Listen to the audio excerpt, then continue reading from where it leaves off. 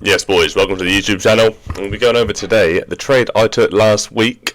This trade obviously was, I put on the TikTok, I put it in the free Discord, it was in the VIP, it was everywhere, and I called it before the trade played out. So you can see here, this is the trade we took. So the thing is, I called the trade when, if I drop chart, it's going to keep moving me away, so bear with me while I have to keep moving back. But the 5-minute chart, so I called the accumulation here. And then obviously we saw the manipulation, distribution, and then in the New York afternoon session we saw the continuation. What this was, boys, was a simple AMD-C setup. Accumulation, manipulation, distribution, continuation. So as you can see for the day, we start by finding our bias. I like to find my bias only using the 1 hour, 4 hour. I find if I'm intraday trading, daily chart you don't need, because a lot of the moves you're catching 100, 200 handles you don't need daily chart for. Weekly chart also invalid because you're not catching big moves, you're catching these little moves, little scalping moves basically. So you don't really need the higher time frames. I just need the 1 hour, the 4 hour to correspond. So what we did is we looked for just some sort of bias, and as you can see, I'm not going to go to the 1 hour, 4 hour at the minute because it's going to keep changing me off, but we're in a bullish bias, as you can see by the days. Look at the price coming up. So what we did then was look for a simple retracement. As you can see, the retracement here, we marked out from the bottom of the move to the top of the move, and we got a retracement into this zone here. The only problem was that it was during lunch hour, and I don't trade during lunch hour because obviously we know the market likes to consolidate during lunch hour. So about 10 o'clock, 11 o'clock, I predicted that price would accumulate here, as I've got this box marked out here. It would manipulate to the downside into unmitted fair value gaps, 5-minute fair value gaps, these two here, and then it will give us some sort of entry for a buy. As you can see, boys, it literally perfectly did that.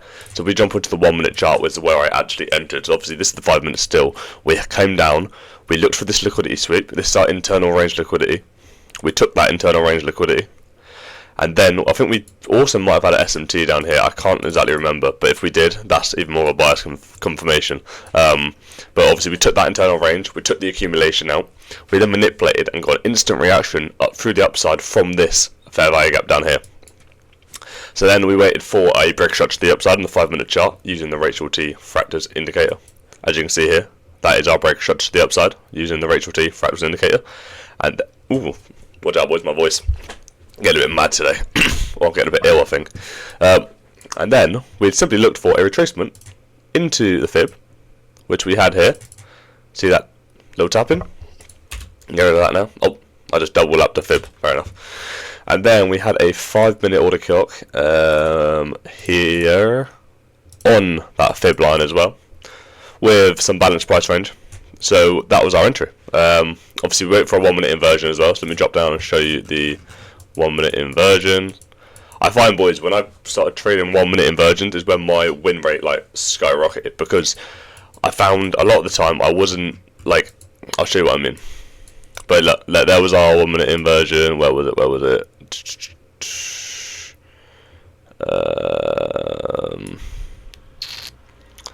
Where did I get? I might not have got in this trade where I thought I did. It might have been here where I got in, like that.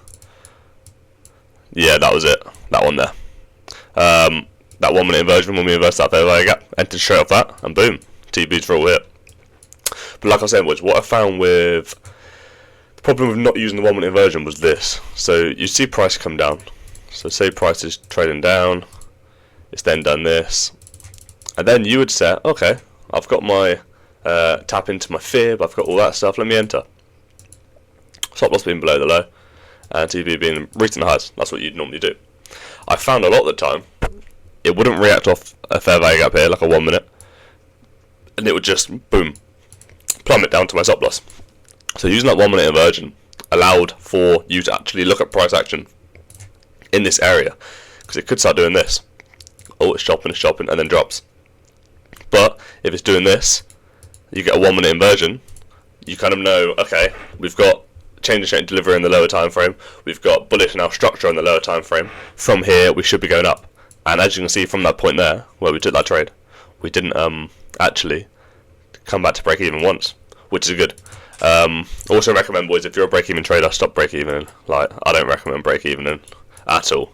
I think it's I think you just let your trade play out, and analyze it, let it play out. But boys, like I said, this literally was a perfect example of accumulation, manipulation, distribution. I spotted this in the live market, as you've seen on my TikTok. I posted it at 11 a.m. This trade played out at about 1 p.m, 2 p.m. So you need to be able to spot these things when you're live in the market, boys. Like, being able to backtest it is all good, but when you're actually in the charts looking at it, that's when it comes down, and that's when you're going to make serious cash. So that is a perfect example of an A+ setup of the trade I took last week on Thursday, and I put it everywhere. You'll see all the boys in the Discord got it. People made money from it. It was great.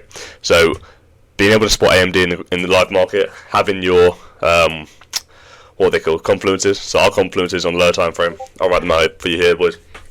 We look for a break structure on the 5 minute. We then look for a equilibrium tap into.